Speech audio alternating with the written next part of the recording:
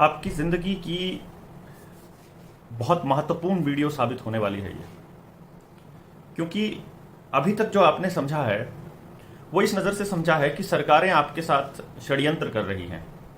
आपने ये जाना कि सरकार ने किस किस तरह के प्रोपेगेंडे रचे, किस किस तरह की प्रोडक्टिव प्रोग्रामिंग के लिए सोशल मीडिया का, अखबार, टेलीविज़न, पैम्फलेट, बैनर्स और बड़े बड़े होर्डिंग्स का इस्तेमाल किया, इन्फ्लुएंसर लोगों का इस्तेमाल किया, नेताओं का, सेलिब्रिटीज़ का इस्तेमाल किया आप लोगों के दिमागों में वो डालने के लिए, वो परसेप्शन बनाने के लिए जो सरकार चाहती थी, जो सरकार के सहयोगी क्रिमिनल गैंग चाहते थे।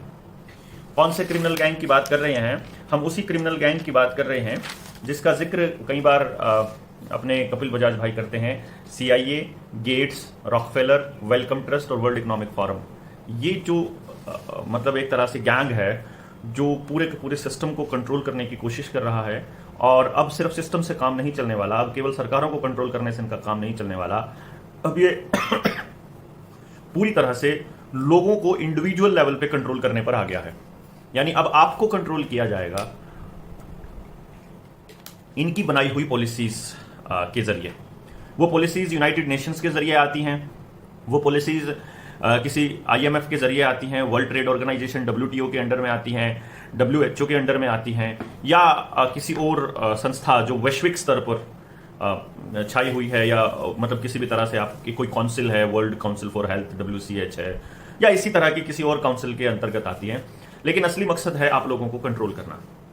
अभी तक आपने क्या देखा कि इस पूरे प्रकरण में जो अभी तक हुआ, चाहे वो मेरी गिरफ्तारी वाला भी प्रकरण था, उस प्रकरण में उन लोगों ने मेरा टेस्ट करने की कोशिश की थी RT-PCR, और मैंने उनको साफ मना कर दिया था कि मैं किसी भी कीमत पर कोई टेस्ट नहीं करवाऊंगा, क्योंकि ये मेरा शरीर है और इस पर मेरा अधिकार है और आप जबरदस्ती ये नहीं कर सकते।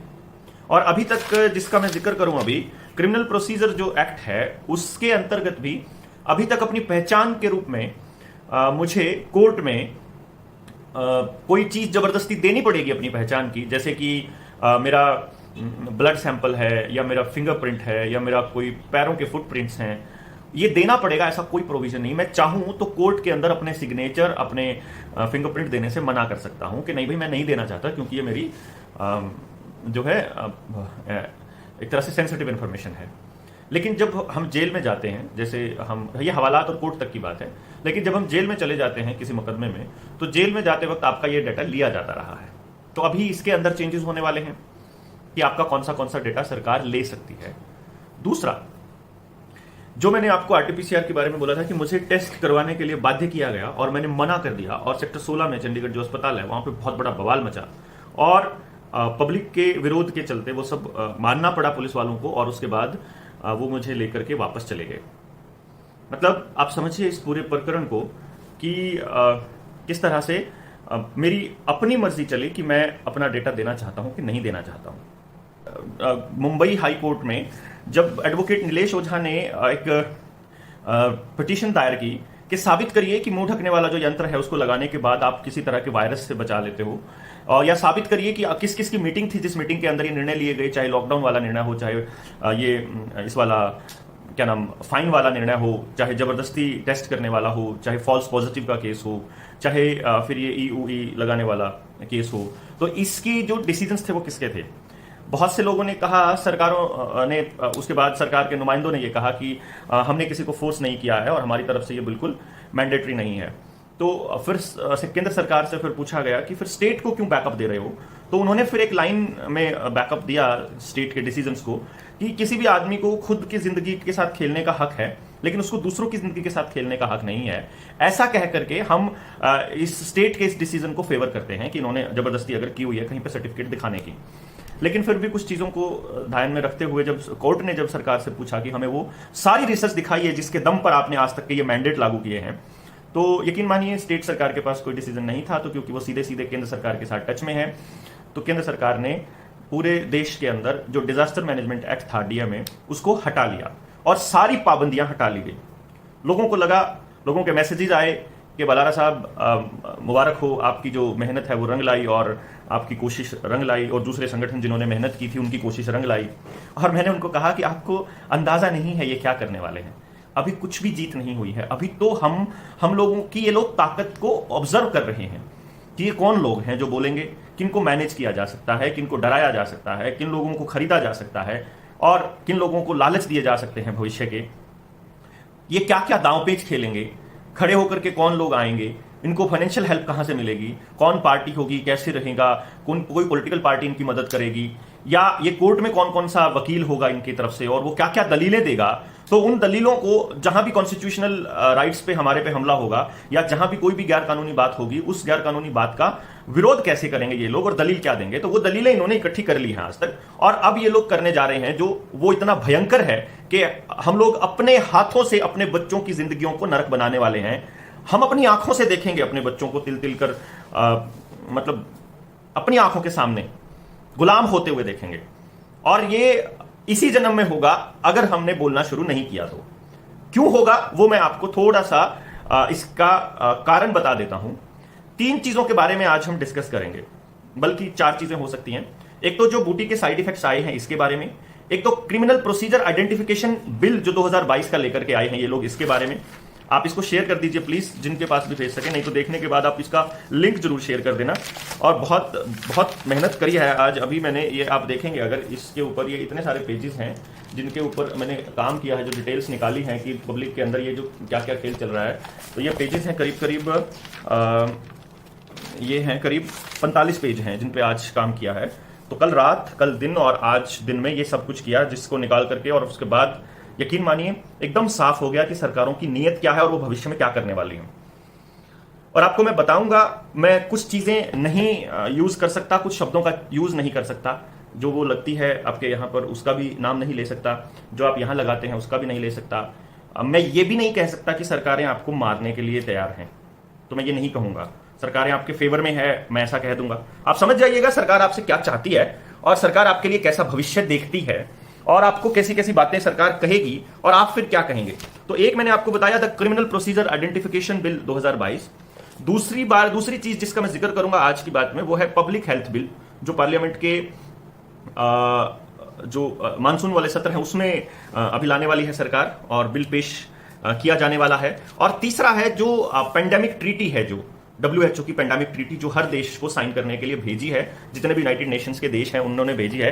तो वो देश अपने देश मतलब वो मुल्क के जो राजा हैं या जो उस मुल्क को संभालने वाले लोग हैं, वो अपने देश के लोगों की राय लेते हैं या सीधा ऐसे ही मतलब जारी कर देंगे इसका रेफरेंडम या इसका कोई आदेश, वो देखने वाली बात होगी। और चौथा, कुछ साइड इफेक्ट्स की बात बताऊंगा मैं जो लोगों के साथ हुआ, या मैं ये कहूंगा कि ब्रेन हैमरेज और जो हार्ट अटैक्स के जो केसेस बढ़ रहे हैं वो किस किस तरह के और कैसे लोगों के हैं, और उनमें से मैक्सिमम ने पहली और दूसरी ले रखी थी। और बच्चों के केस में तो जैसे पहली के बाद ही हुए कुछ साइड इफेक्ट्स, और बड़ों के केस में सेकंड के बाद, और तीसरी के बाद तो ल्यूक मॉन्टेग्नियर बोल के ही गया कि अपना AIDS जो है वो चेक करवा लेना जिसने तीसरी ले ली है, क्योंकि उसके बाद पूरे चांसेस हैं, जिनके बाद फिर रहस्यमय तरीके से उनकी डेथ भी हो गई थी, जो RT-PCR के निर्माता है केली मोरिस की तरह। तो अभी मैं इसके अंदर ना मैं कुछ चीजें बताऊंगा। पहले नंबर पर मैं आपको बता दूं जो क्रिमिनल प्रोसीजर आइडेंटिफिकेशन बिल है उसके बारे में, 2022 के बारे में। आप प्लीज शेयर कर दीजिए ताकि और लोग जुड़ जाएं। ये अभी लोकसभा में इंट्रोड्यूस हो चुका है, 28 मार्च को, मंडे को ये लोकसभा में दिया जा चुका है, जिसके अंदर अभी तक जो पुलिस को जो अधिकार थे, मैंने आपको बताया था कि अभी तक आपके फिंगरप्रिंट्स, आपके टो प्रिंट्स जो है, मतलब फुटप्रिंट्स लेने का अधिकार था, वो भी तब जब आप जेल में जाते हैं। लेकिन अब कोर्ट्स में आप अपने बायोलॉजिकल डेटा को भी देने से मना नहीं कर सकते, यानी आपकी जो सेंसिटिव इंफॉर्मेशन है, सबसे ज्यादा सेंसिटिव इंफॉर्मेशन है, आप उसको भी देने से मना नहीं कर पाओगे। वो क्या क्या? This bill allows the police to collect, store and analyse the physical and the biological samples including your retina and iris scan. यानी कि ये जो कानून आने वाले टाइम में, इस बिल यानी विधेयक है अभी फिलहाल, अगर ये कानून बन जाता है तो पुलिस आपका फिजिकल और बायोलॉजिकल सैंपल जितने भी हैं उन सबको जबरदस्ती ले सकती है और उनका डेटा रख सकती है, including your retina and iris scan. आपका और अनप्रेसिडेंटेड पावर मिलेगी आपके ब्लड सैंपल्स, आपके सलाइवा, आपका DNA सैंपल, कोई भी सैंपल मतलब। और DNA बैंक के नाम पर एक DNA के लिए अलग से कानून बन रहा है, उसको भी बहुत समझने वाली बात है। और जो ये लग रही है ये भी DNA बेस और RNA बेस पहली बार बन रही है, ये भी समझने वाली बात है। इनको आपको इन डॉट्स को कनेक्ट करना है आपने। हम सीधा सीधा बोलेंगे और बोलते ही हमारी वीडियोस गायब हो जाएंगे और ये समझ में नहीं आता हम आप लोगों को कैसे समझाएं। तो आपके डीएनए सैंपल, आपके सलाइवा यानी कि चाहे आपका नाक से लेना हो चाहे आपका मुंह से लेना हो, उसको जबरदस्ती ले सकती है पुलिस। ब्लड सैंपल आपका जबरदस्ती ले सकती है पुलिस। रेटिना का और आइरिस स्कैन ले सकती है। जो हाई रेजोल्यूशन सीसीटीवी कैमरा शहरों में लगने वाले हैं, जो फेशियल रिकॉग्निशन से जो आपके चेहरे को रिकॉग्नाइज करके डेटा इकट्ठा करके ऊपर भेजेंगे सेंट्रल एजेंसीज को, यह भी पॉइंट नोट करने का होगा कि आप इसके ऊपर कैसे रिएक्ट करते हैं और आप इस पर क्या कहते हैं। समझ गया होंगे आप अभी तक। दूसरी चीज जो मैं आपको बताऊं, पब्लिक हेल्थ बिल। ये एक, इसमें मैं इतना ही बताना चाहूंगा कि ये आपको आपके डेटा को जबरदस्ती लेने का बिल अभी आ गया था। फिर है पब्लिक हेल्थ बिल। ये पार्लियामेंट के मॉनसून सत्र में टेबल होगा और इसका पर्पस क्या है देखिएगा, बहुत ही शानदार तरीके से आपको इसे समझना होगा। मैं इसके कुछ नए ड्राफ्ट बता देता हूं। जो ये पब्लिक हेल्थ बिल है, ये पब्लिक हेल्थ बिल आने वाले टाइम में आपका जो एपिडेमिक डिजीज एक्ट है उसको रिप्लेस करने वाला है। यानी कि अभी तक आपने देखा कि डिजास्टर मैनेजमेंट एक्ट को तो रिवोक कर लिया सरकार ने, लेकिन अभी पेंडेमिक एक्ट को रिवोक नहीं किया है। तो पेंडेमिक एक्ट अभी भी लगा हुआ है अपने देश के अंदर, तो उसके अंतर्गत अभी भी आपके ऊपर कार्रवाई ये लोग कर सकते हैं। लेकिन अब मैं कुछ चीजें बता रहा हूं। जो नया ड्राफ्ट है हेल्थ लॉ है, मैं ये एज इट इज पढ़ूंगा। इसके अंदर कुछ शब्दों का इस्तेमाल होगा। वो शब्द जो है वो इस वीडियो को हाईलाइट तो करेंगे, लेकिन उसका मतलब क्या निकलेगा वो लोग इसको डिलीट करेंगे कि नहीं आई डोंट नो, लेकिन मैं कुछ शब्द हो सकता है काटूं। ये एक ऐसा पब्लिक लेजिस्लेशन होगा, एक ऐसा कानून होगा जो गवर्नमेंट को अलाउ करेगा, मतलब मैं इसकी हिंदी बता रहा हूं, this in the monsoon session of the parliament allows the government forcibly, यानी जबरदस्ती टेस्ट करने के लिए, क्वारंटाइन करने के लिए और वैक्सीनेट करने के लिए मतलब पावर करेगा सरकार को। यानी ये कानून, ये बिल अगर कानून बन जाता है तो आपको जबरदस्ती टेस्ट किया जा सकेगा कानूनन। अभी कानूनन आपका अधिकार है कि आप मना कर सकते हो कि मेरा शरीर है, मैं नहीं टेस्ट कराता, जैसे मैंने अभी कुछ दिनों पहले ऐसा करके बड़ा बोला था मैं। तो अभी ये होने वाले टाइम में, क्योंकि कुछ वकील अपने साथी हैं, वो ये कहते हैं कि कानून से लड़ाई लड़ी जाएगी। अरे मैं ये कहता हूं ये कानून ही उस हिसाब से बना देंगे तो आप कैसे लड़ाई लड़ोगे भाई। तो आपको समझना पड़ेगा ना कि आप अपने बच्चों के लिए क्या चाहते हो और किस तरह का भविष्य देख रहे हो। तो अभी ये कानून जो आपका नया ड्राफ्ट जो हेल्थ लॉ है, जो मैंने अभी आपको बोला था पब्लिक हेल्थ बिल जिसको बोला था, तो ये कह रहे हैं कि ये जब लागू हो जाएगा तो सरकार को ये अधिकार होगा कि वो जबरदस्ती टेस्ट कर सकती है, जबरदस्ती क्वारंटाइन कर सकती है और जबरदस्ती आपको ये लगा सकती है। Any person can be examined, किसी को भी एग्जामिन किया जा सकता है, वैक्सीनेटेड आपको लगाया जा सकता है, and given any other treatment without his और हर कंसेंट, यानी कोई और उसको इलाज दिया जा सकता है उसकी मर्जी के बिना। आप नेचुरोपैथ हो, आप होम्योपैथ हो, आप आयुर्वेद को मतलब डील करते हो, आप कुछ भी करते हो, आपकी कंसेंट की जरूरत नहीं होगी। आपकी मर्जी के बिना आपका इलाज सरकार करेगी अपने हिसाब से। वो आपके शरीर में कुछ डालना चाहती है तो आप मना नहीं कर पाओगे। अगर ये नया पब्लिक हेल्थ बिल कानून बन जाता है तो आप और आपके बच्चे कभी भी मना नहीं कर पाएंगे कानूनन। क्योंकि अभी तक लोगों के जब मैसेजेस आते थे मेरे पास कि वो कानून की कॉपी दे दीजिए, वो सुप्रीम कोर्ट के आदेश की कॉपी दे दीजिए जिसके अंदर मैंडेटरी नहीं है और स्वैच्छिक है, तो मैंने एक ही बात कहता था मैं अपनी हर वीडियो के अंदर कि कल को सुप्रीम कोर्ट अगर कह दे या कल को सरकार लिखित में दे दे कि नहीं तुम्हें मैंडेटरी करवाना ही होगा, तब क्या करोगे। तो ये वो टाइम आ गया मेरे दोस्तों कि ये अभी बिल डाल दिया है इन्होंने, ये कानून बन जाएगा तो अब आप किसी भी सूरत में बच नहीं पाओगे, आपको रगड़ा जा सकेगा इस कानून के बाद। This legislation allows the government to force people to do social distancing. ये कानून सोशल डिस्टेंसिंग करने के लिए मजबूर कर सकता है, मतलब सरकार को पावर दे सकता है कि वो मजबूर कर दे लोगों को कि सोशल डिस्टेंसिंग करें। And to carry out the surprise inspections, अचानक से of the places they live and work in, आपके काम के स्थान पर, आपकी जहां नौकरी है या जहां आपका बिजनेस है वहां और आपके घर में सरप्राइज इंस्पेक्शन के लिए कोई भी घुस सकता है आपकी परमिशन के बिना।